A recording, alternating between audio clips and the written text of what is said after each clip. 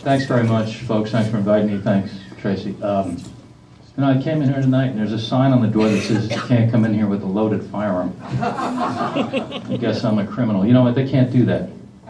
They can't do that. That sign's illegal, all right?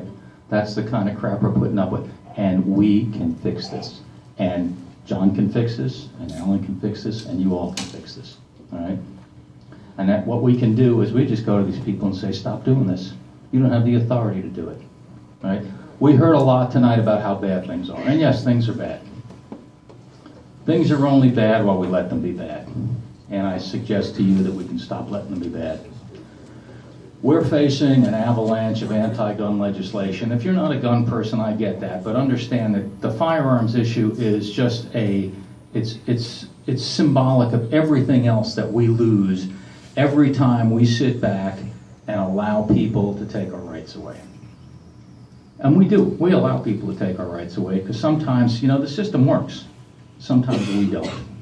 And we can do better. And if you're here tonight, it's because you're an active person and you want to be involved and do stuff. And frankly, I think we can do better stuff than being here. I think we can get stuff done.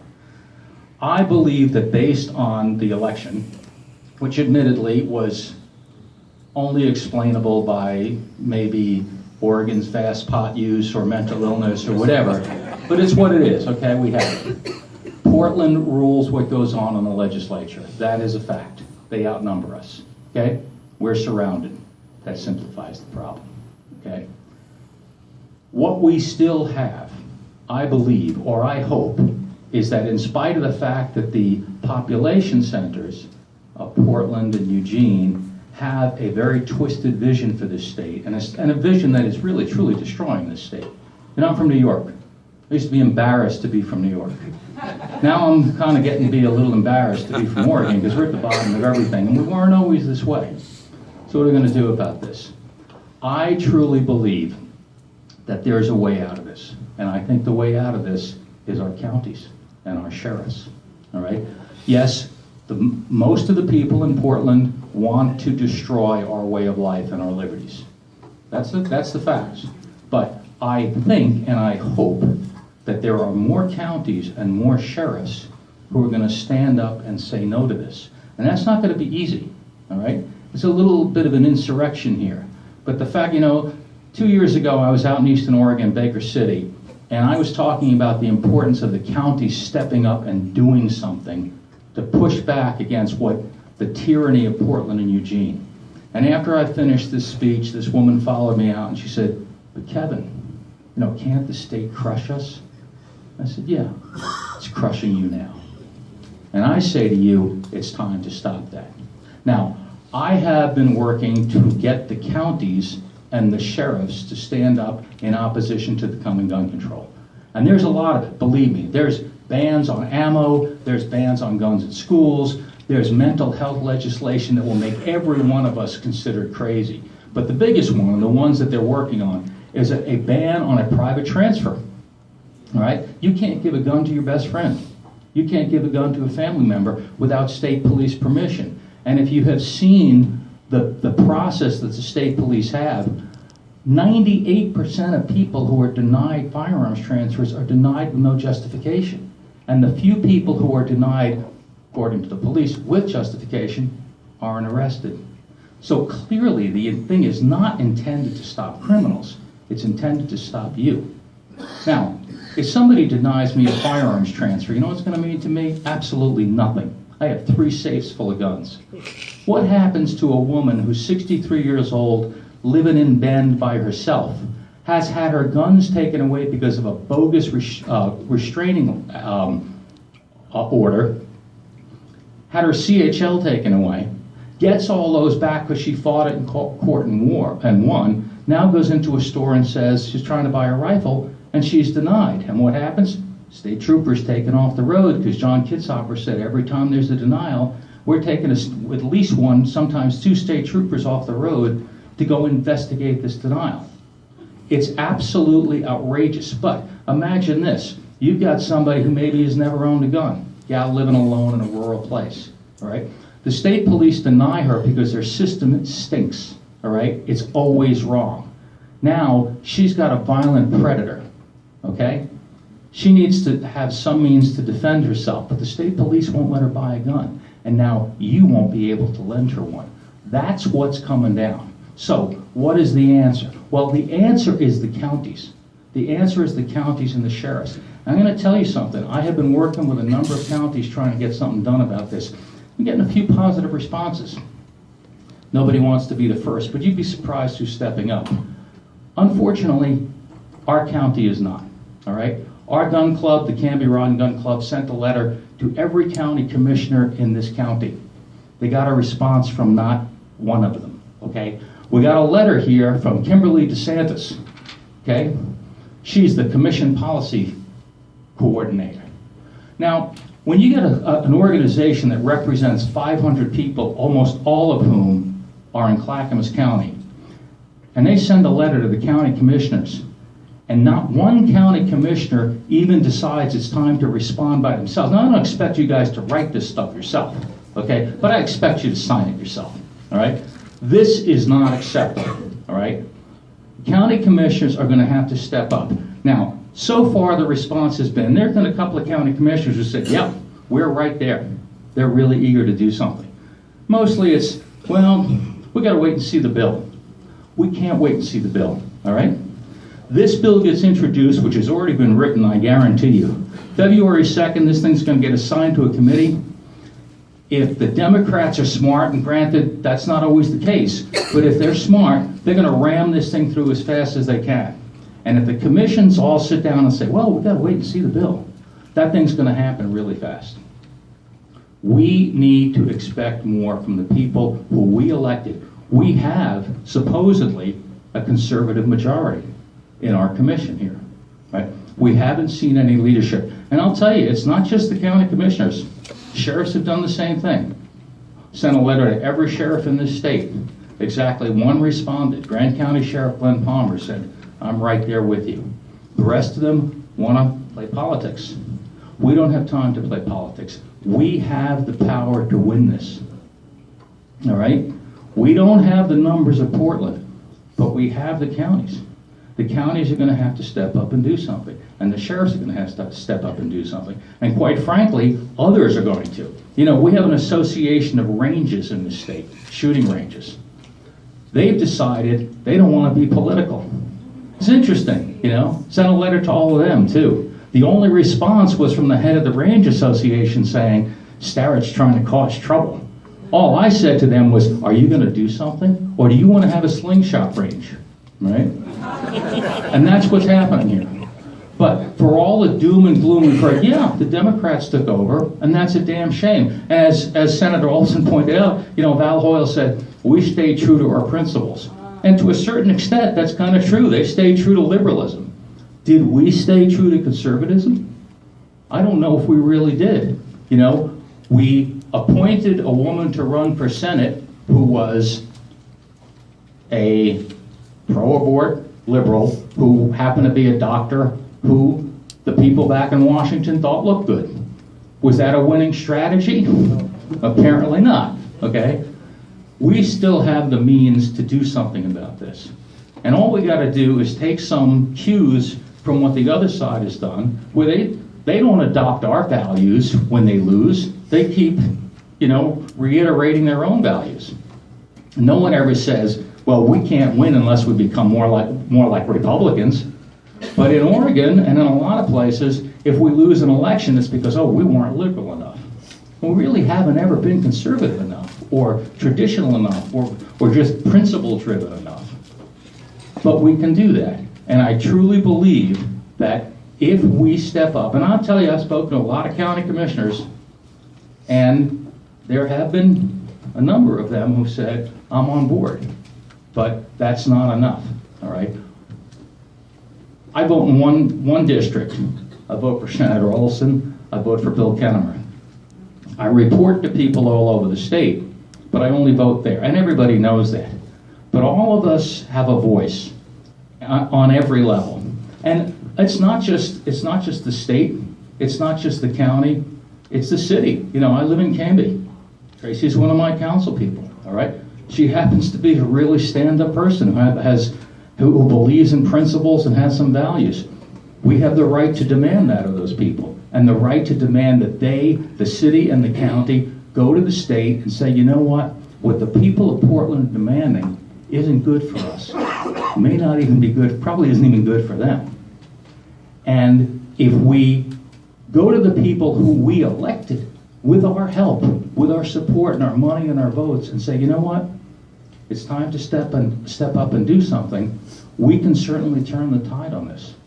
And I don't care how many people there are in Portland. If 30 counties, the 20-something cowboy counties say, you know what, we ain't enforcing it. You send the state cops out to do it. You got 335 state cops, fewer than we had in 1936. It's your law. You enforce it, okay? I am not going to arrest my brother-in-law because he gave a gun to his nephew. Not going to happen, all right? And if the people in power in the counties say, well, we can't do that because the state law is the state law, then I say, fine. And we'll all turn into Josephine County where they strangle those people, where they can't fish and they can't log and they can't ranch, and the whole damn county is owned by the government, so there's no property taxes, so there's no law enforcement. 60% of the people are retired, so they have no money, and they either have to be willing to carry guns everywhere they go to defend themselves, or acquiesce to the thugs who have nothing to do except grow pot. That's what we're going to become. And we don't have to become that. So, is my time up? I hope so. Does anybody have any specific questions for Kevin while we have him here? This is a good time to get a question answered. Right there. I used to live in Baker County, and when I was there, when I lived in Baker some years ago, I was able to get them to take responsibility for alcohol abuse in the community, and they set up a training center for it, and it's still operating, still going, and we got it funded because the county said they'll fund the people for the rural areas, and the city of Baker said they'll fund the part for the people residents of Baker. And it's still going, and it's something that could have been applied a lot of other places. And I tried to go over the state, make the other tours around the state, proposing those to be done, but nobody else picked up the ball. Now it's in the more like 1976 and 77. Well, I will tell you there have been a number of counties that have said, some county commissioners said, I spoke to a county commissioner, got an email from a county commissioner in Douglas County today, believe it or not, Lane County, Lynn County, they're contemplating this. There have been 5 counties that have already passed pro-gun ordinances. If enough counties do this, if enough counties step up and say, guess what? You know what? This is not going to work for us. That's $8 million in advertising I can't buy. I could walk down to a Senate Judiciary hearing and say, guess what? There's 28 counties that want nothing to do with your bill. And all it requires is that 3 or 5 or however many county commissioners there are step up and say, I'm protecting the people in my county. I'm protecting the law enforcement in my county because, damn it, we have 12 different police departments that train at our gun club. They don't want to arrest the members of our club because they handed a gun to each other. Those people should be our natural allies. And those people, and we've reached out to them. I said, my gun club sent a letter to every department that trains at our club and said, look, what are you going to do if this happens? Are you going to be arresting our members? And the response has actually been pretty positive. They said, no, we don't want anything to do with this either. But it's all politics. We don't want to be the first. We're afraid to say this. We're afraid to say that. Frankly, this stuff is as serious as a prison riot, okay? There's no time left to sit back and say, I want to wait and see the bill. I know what's going to be in that bill. I've seen it for the last 2 years, all right? What I want to see is our cops and our commissioners and our city council people, and Tracy's really stepped up here, to stand up and say, you know what, I don't know if I give a damn about guns one way or the other. What I care about is the liberty and the freedom of the people who elected me to office. And I don't want my cops put in a position of arresting somebody for doing something they've done for generations. And so I think we really do have a means to win here. We just have to have the will. John, take it away. within several weeks, that will be before the county commissioners. The bill, you're right, that's been dropped. We will be able to view the bill, and it will have the specifics in it. I am the one that kept it off the agenda because we didn't have any, and I'll still stand by that. We don't have anything to look at, complain about. Just generally, no, that won't work. And I don't believe for a moment this thing is going to whiz through a democratically controlled legislature. It's not going to happen. There will be other people remonstrating about this, and we'll all do a darn good job. I am trying to get a win on Clackamas County's part, and so you have to have something to go out against to get that majority of 3 vote. We'll have it up, Kevin. Please make note of this, okay? That it is not gonna whiz through, all right? And I will tell you, John, frankly, I don't care about waiting for a bill. We know what's gonna be in that bill because it's been promised. And you don't have to stand up and say, I oppose a bill. All you have to do is stand up and say, I oppose expanding a failed background check system of any kind to the residents of my county. We don't have, and I'll tell you, it's very possible that a bill might be introduced and the Democrats will say, this is so controversial, we'll wait till the end of the session. But you don't want to blow up the session. I don't know that that's going to happen. And my job is to assume the worst. Yes, sir. Back there. Did Washington State pass something, and how's it holding up, and is there pushback, and what does it mean? And Yes, Washington State passed a ballot measure, I-594. As a result of that ballot measure, transfers between private parties are now illegal, which means, and you can look this up, if there's a hunter safety class, the students in that class are not allowed to hand guns to each other, all right? It is now requires police permission to buy a nail gun. How about that, Senator Olson? Okay? And it's worse than that. The police don't know what it means. They don't know how to enforce it. They don't understand it. This ballot measure was bought by Mike Bloomberg. Now, if we win this thing in the legislature, and then Oregon Firearms has been beating this crap for 15 years, but it gets tougher every time. Mike Bloomberg comes into the state and drops $10 million. I don't have $10 million. That's why I need people like sheriffs and county commissioners and people who represent you to stand up and say, this is wrong, and we're going to fight it. Right. Of course, I agree with everything you say. You know that. Stand up, Frank. But I want to say this. It's not just the city. It's not just the county. It's not the police. It's each and every one of you. Write your representative. Hammer them. I'm sorry, Senator, but you're going to get phone calls. Build your mailing list, Alan. You've got to do it because it happened. Like you said, it came out last year. And a bunch of us went down there and testified. And we just barely got it stopped. And this time they got a supermajority, so we've got to let them know we don't want it. And it's not just Portland, it's all over the state we got to do this. Okay, Bob Licka, and then we'll stop. So besides sending my money to you, which we should all do, writing our representatives, our commissioners, and our sheriffs, what's next on the list? That's a great question. And you know what? I love when people send money to me, but frankly, there's something I like more than that, and that's when they do stuff. And writing to elected officials is a powerful tool, and especially on the state level. You know, writing to Wyden or Merkley doesn't have that much effect, but a lot of local elections are won on tiny numbers of votes. Ask Senator Olson. You know, when a legislator gets 6 pieces of mail, he notices. If he gets 600 pieces of mail, he really notices. But what you can do, there's a lot you can do. For example, we got a sheriff. This is his building. Where the hell is he? I don't know where he is. I don't know that he's on our side. I know he endorsed anti-gun candidates for Senate. Yeah. But every single one of us can call him up and say, Craig, I want to come and talk to you. All right? Here's a resolution they've introduced in other counties. Where are you going to be on it? And I really truly believe, and in my organization I think is a little different from others, is that we want you to do stuff. We don't say just send us your money and we'll fix it. This organization is you. This is what it's about. And nobody is prevented from calling up county chair, the sheriff, and saying, I want to sit down and talk to you. And this is what I expect. I hired you to protect my rights. And I think it's a very, and I'll tell you, people are doing this all over the state, and it's starting to resonate now. I can't go into Harney County and say, this is what I'm demanding. I don't live in Harney County. But the average person in Harney County probably knows his county commissioner. And if he goes, and I got heard from the Grant County Sheriff today, he says they're working on it too. Yes, there is a lot you can do. And what you can do is make a phone call and say, I want a meeting. Thank you.